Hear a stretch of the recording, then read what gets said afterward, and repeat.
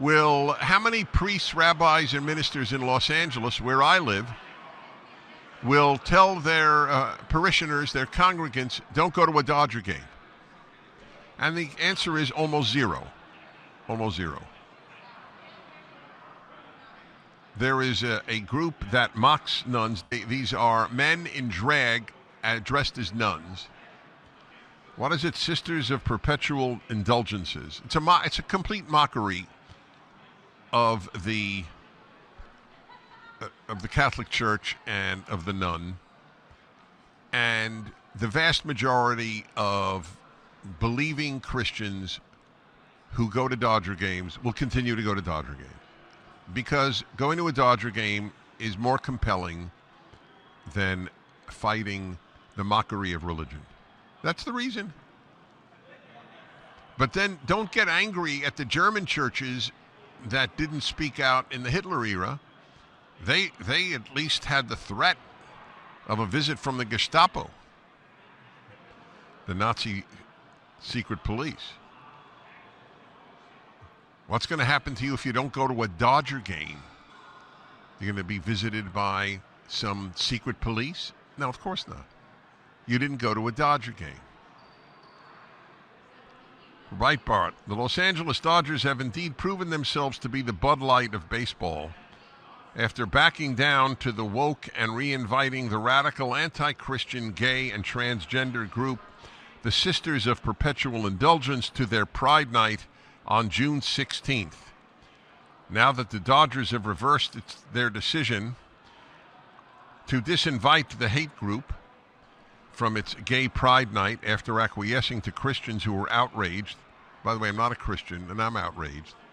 It's really pathetic if you have to be a Christian to be outraged. Why isn't an atheist outraged?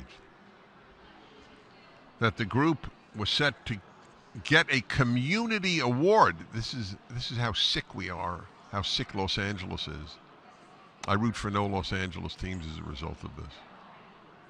Not just this. I mean, the general perversion of sports into a Soviet-like propaganda mill.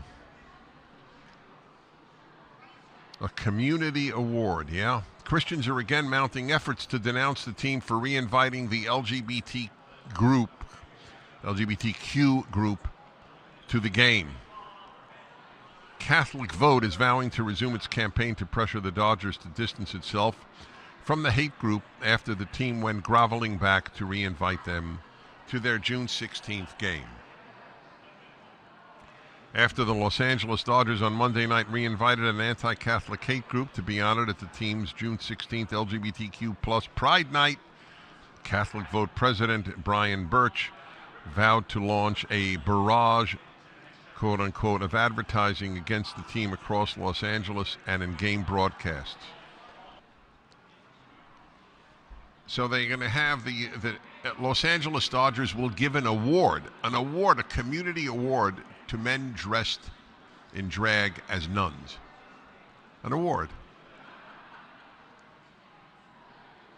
And people will go to the game and people will applaud.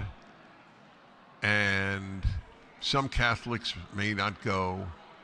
I'm a Jew, I wouldn't go. If it has to be your group that gets hit, good will always lose. You either stand up for what's right, irrespective of what group is being hit, or you don't stand up for what's right. It's really sick, folks. It's just sick. Plus, they're such cowards, the LGBTQ crowd. They mock Catholic nuns. Would they mock women who are Muslim? Would they mock a burqa? And I don't think they should, by the way. But I'm just saying, would they? Of course not. Because they're cowards. You know why they can fight Christians? A, they hate anything Bible-based. But B, because Christians won't hurt them. That's why they could put a cross in urine and bring it from museum to museum. A crucifix in urine. Piss Christ, that's what it was called. You think you could do such a thing? I've asked for years with the Quran. And I'm against it. But you could never do it. Because they're cowards. Christians don't blow you up. Well, This is the crisis of our time. People don't fight. There's a famous statement. I don't remember who said it. Was it Pastor Niemöller? Something to the effect he said about he was a Christian pastor in Nazi Germany, and he said something to the effect: first they came for the communists, and I wasn't a communist, so I didn't say anything.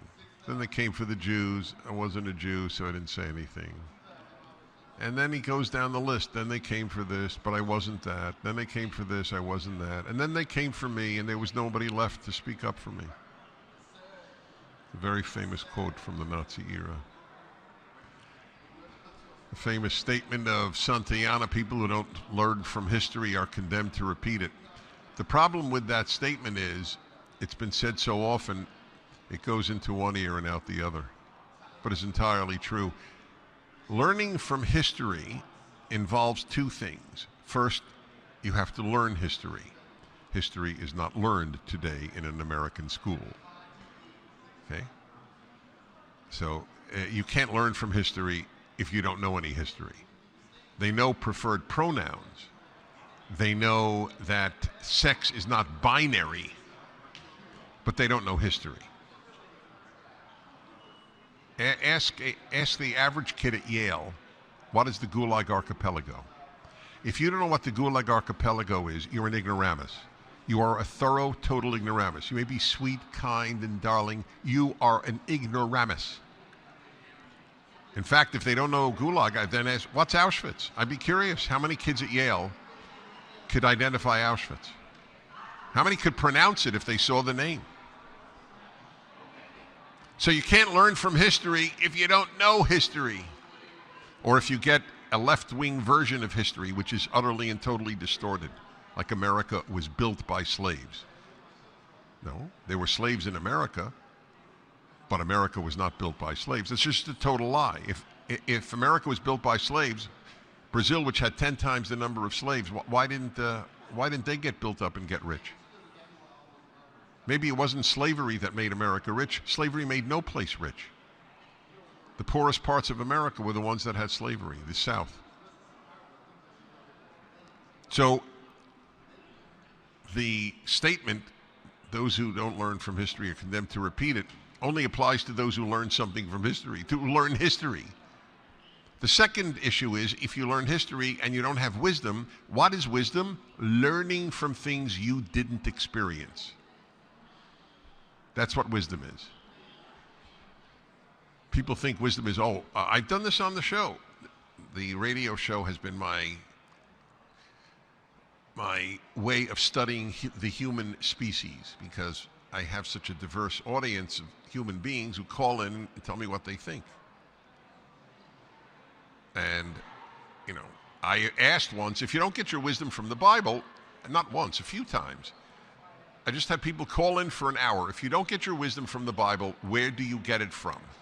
And nearly everyone answered, from life experience, which is really remarkable. If that's true, if all wisdom comes only from life experience, or mostly, why do we give the vote to 18-year-olds? You shouldn't have the vote till you're 50, because you're acknowledging you're sort of an idiot until 50. Wisdom is everything. Everything. Good intentions are meaningless. Wisdom is everything. So that's the problem with Santayana's statement. Those who don't learn from history are condemned to repeat it. A, you need to learn history, and B, you need to learn from it, which is called wisdom. So as I watch America being transformed into the Union of Soviet Socialist Republics, and I mean that literally, then you realize, of course, people don't learn from history. Again, I would say that the average student at Yale, I pick on Yale because it's really a cesspool, but it really competes with almost every other college for the cesspool award. And if I ask, what is the Union of Soviet Socialist Republics, I'd be curious if they would even know. Name me one Soviet leader.